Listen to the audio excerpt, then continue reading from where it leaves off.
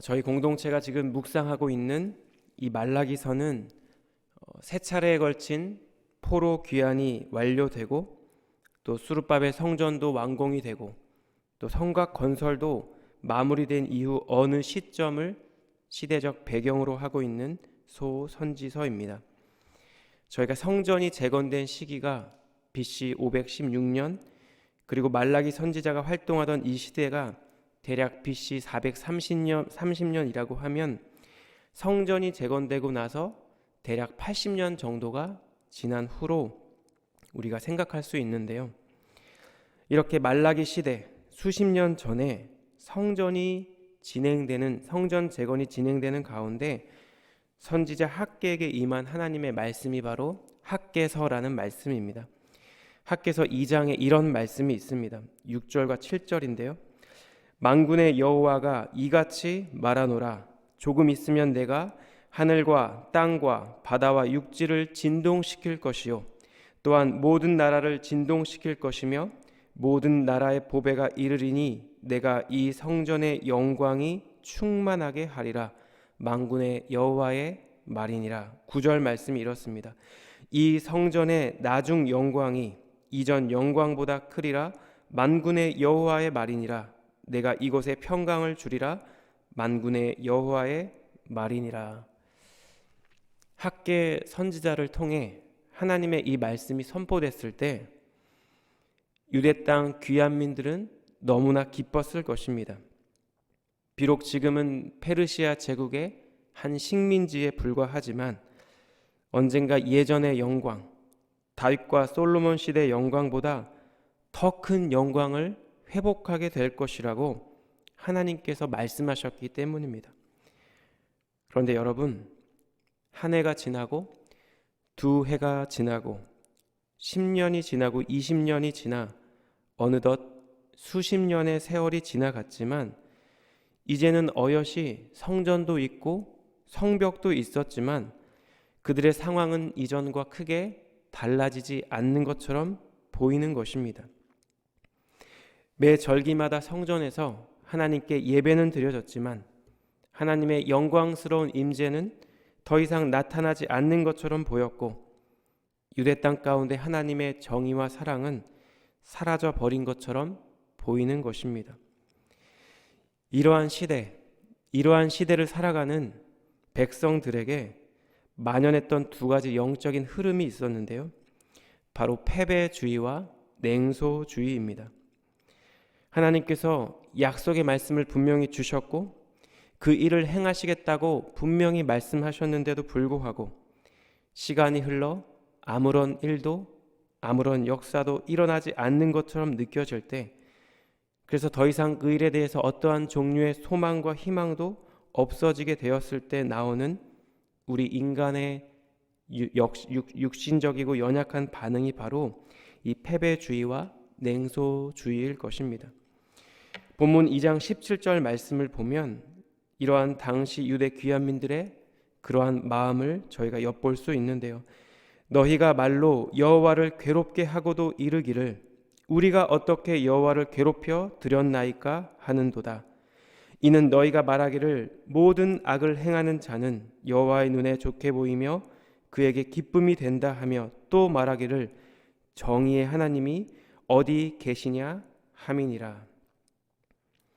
하나님께서 하신 약속의 말씀이 이제는 성취될 소망도 희망도 존재하지 않는다고 생각하기 때문에 이 세상을 아주 냉소적인 눈빛으로 바라보며 하나님의 백성으로서의 정체성을 잃어버린 채 예배도 율법도 하나님 경외하는 법도 잃어버린 것이 바로 이 당시 유대 땅 이스라엘 백성의 모습이었던 것입니다. 그리고 그러한 시대에 유대 땅에 거주하고 있는 당신들이 누구의 백성인지, 하나님 앞에서 우리는 어떠한 모습으로 살아야 하는지를 목놓아 외치며 그들을 향한 주님의 뜻과 마음을 전하는 것, 바로 이것이 구약의 마지막 선지자 말라기의 숙명이자 사명이었습니다. 그렇다면 오늘 저희가 함께 읽은 이 본문의 말씀에서 말라기 선지자가 목놓아 전하고 있는 유대 땅 이스라엘 백성을 향한 주님의 뜻과 마음은 무엇일까요? 첫째로 주님께서 전하고자 하시는 말씀은 여호와께서 분명히 이 땅에 메시아를 보내실 것이며 그를 통해 심판을 행하신다는 말씀입니다.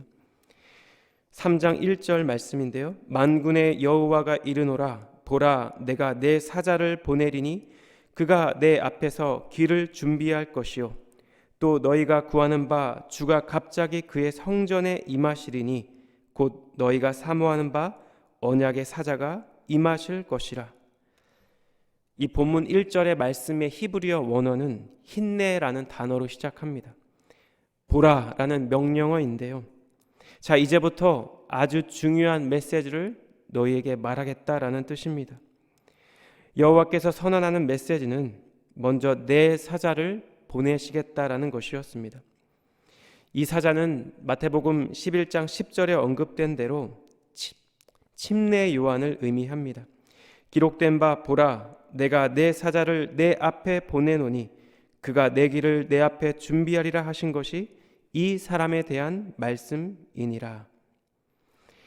하나님께서는 이렇게 주님의 길을 예비하는 하나님의 사자를 보내신 후에 유대 백성들이 간절히 구하는 주가 갑자기 임한다고 말씀하고 있습니다. 이 표준 세번역은 이 부분을 이렇게 번역하고 있는데요. 너희가 오랫동안 기다린 주가 문득 자기의 궁궐에 이를 것이다. 그렇다면 여러분, 그들이 이렇게 메시아를 갈망하며 기다린 이유가 무엇일까요? 메시아가 오면 자신의 조상들이 누렸던 다윗과 솔로몬 시대의 그 위대했던 영광을 다시 되찾을 수 있을 것이라고 생각했기 때문입니다.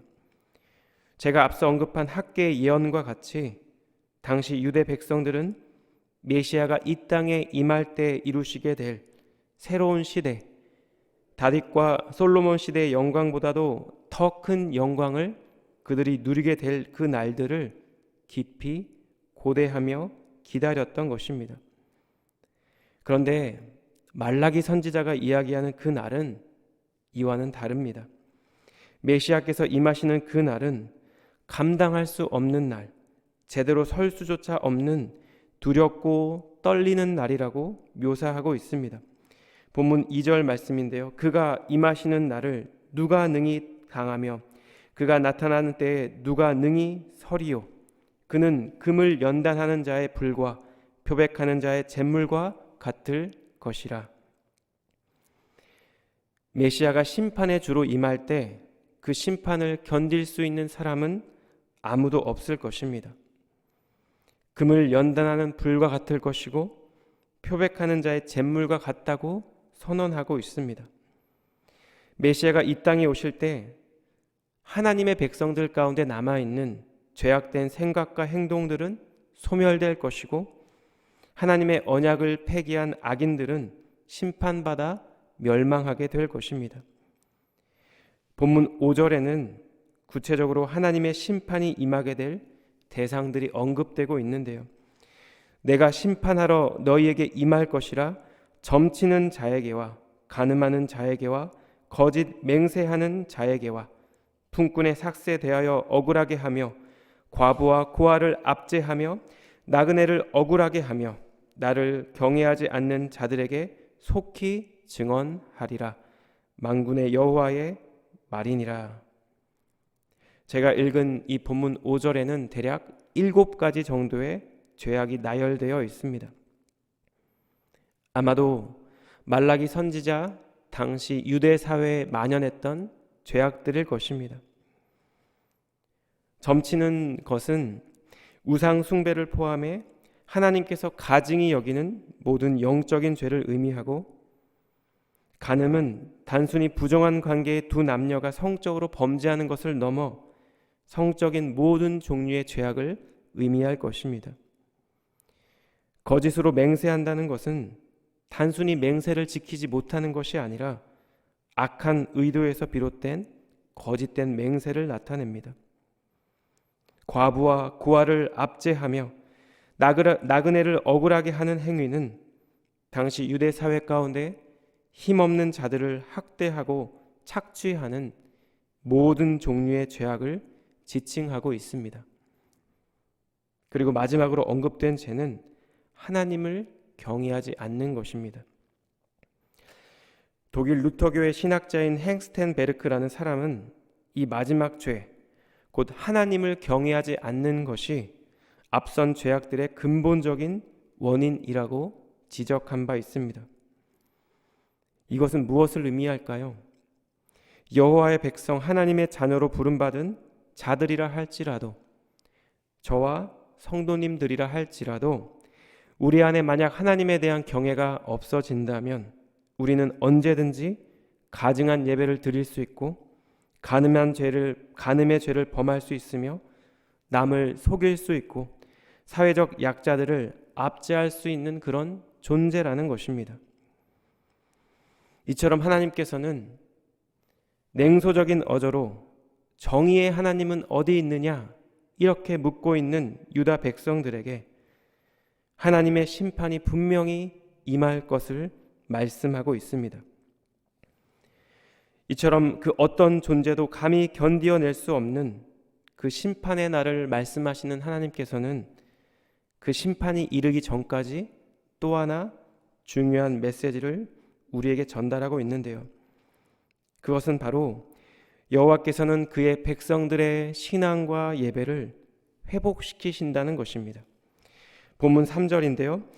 그가 은을 연단하여 깨끗하게 하는 자 같이 앉아서 레위 자손을 깨끗하게 하되 금, 은같이 그들을 연단하리니 그들이 공의로운 제물을 나 여호와께 바칠 것이라.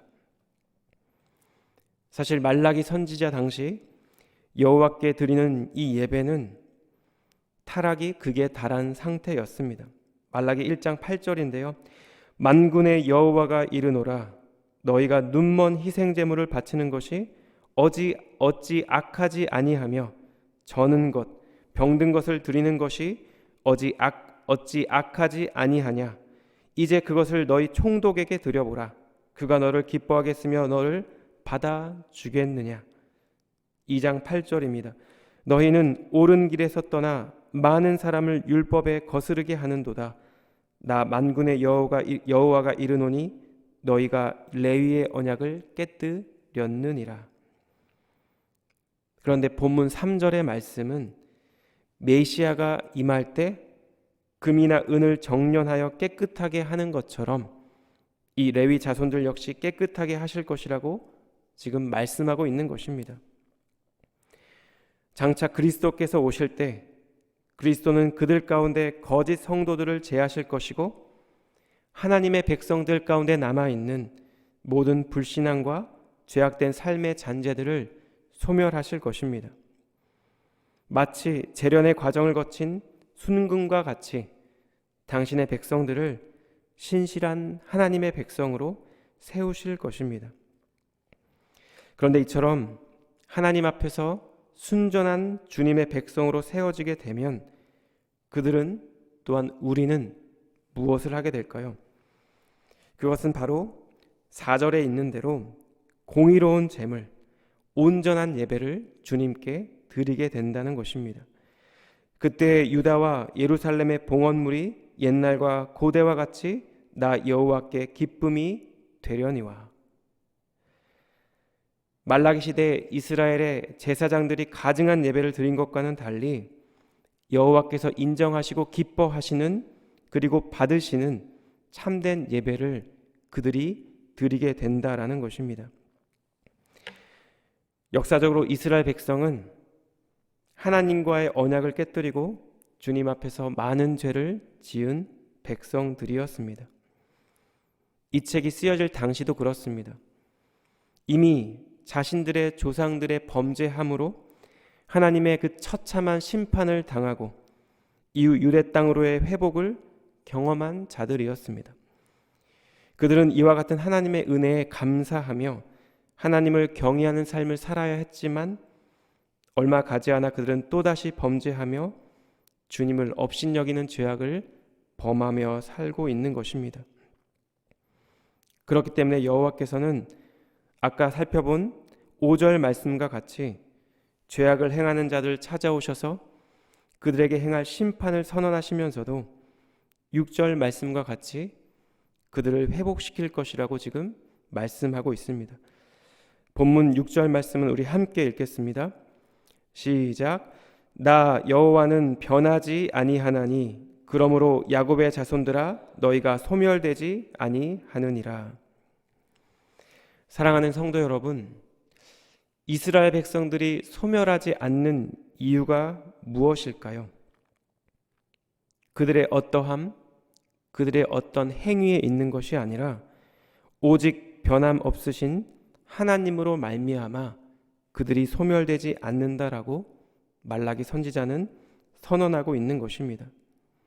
그들과 언약을 맺으신 하나님께서는 그 언약을 신실하게 이행하시는 하나님이시며 그 언약이 대상이 되는 자신의 백성들을 끝까지 보호하시고 구원하시는 하나님이기 때문입니다.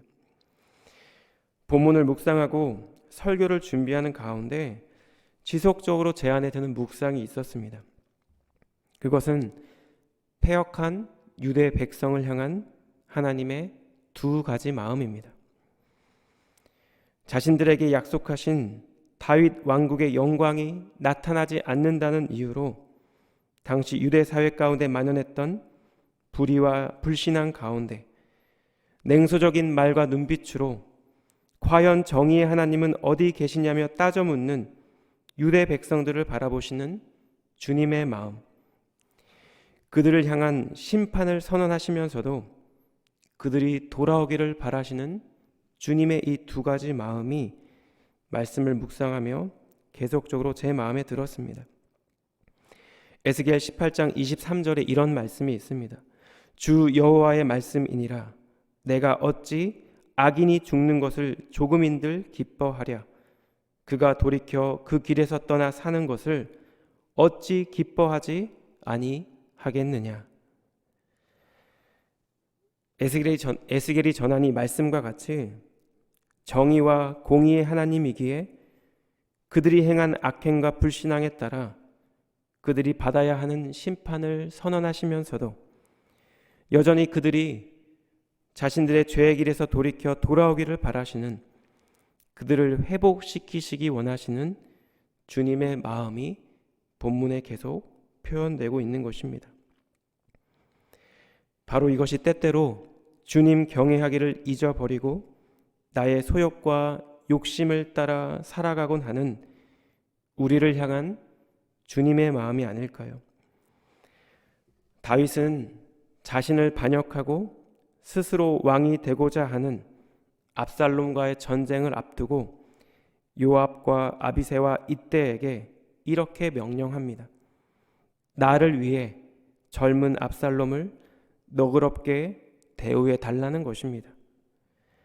자신을 죽이기 위해 칼을 들었던 자식일지라도 전쟁에서 죽기를 원치 않았던 다윗의 마음, 이것이 바로 이 땅을 향한, 그리고 죄인을 향한 하나님 아버지의 마음이 아닐까 묵상이 되는 것입니다.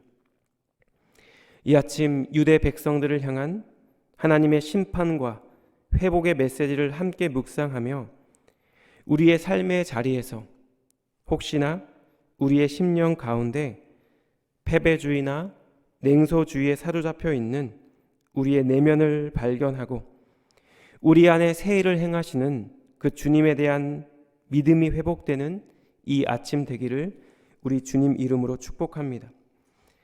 우리의 삶의 자리가 어떠할지라도, 우리의 내면이 어떠할지라도 우리를 사랑하시는 하나님의 사랑에서 그 어떠한 것도 끊을 수 없음을 기억하며 우리를 긍휼히 여겨주시고 우리가 돌아오기를 간절히 바라시는 그 주님 앞에 다시 한번 담대히 나아가는 이 아침 되기를 우리 주님 이름으로 축복합니다. 기도하겠습니다. 하나님, 지금도 여전히 죄악 가운데 있는 당신의 백성들을 바라보시며 공의와 사랑으로 이 땅을 통치하시는 하나님의 마음을 함께 묵상하며 나누게 하시니 감사합니다. 거룩하신 주님, 종말의 그 어떠한 것도 감히 견디어낼 수 없는 그 심판이 있음을 기억하며, 그러나 여전히 주님께로 돌아오기를 바라시는 주님의 마음을 우리가 다시 한번 우리의 마음에 새기기를 원합니다. 주님의 이 말씀 앞에 우리의 내면을 돌아보고 우리의 삶의 자리를 돌아보며 하나님 다시 한번 주님 앞에 나아가는, 주님의 긍휼과 은혜를 구하며 나아가는 저희 모두가 될 수 있도록 하나님 은혜를 베풀어 주시옵소서. 주님, 오늘 하루의 삶이 하나님 우리의 죄의 길에서 돌이켜 주님께로 나아가는 귀한 결단의 삶이 될 수 있기를 원합니다. 우리의 삶의 모든 자리 가운데 하나님을 경외하는 우리의 마음과 신앙이 회복되는 오늘 하루 될 수 있도록 주님 우리 가운데 함께하여 주시옵소서. 감사드리며 존귀하신 예수님 이름으로 기도드렸습니다. 아멘.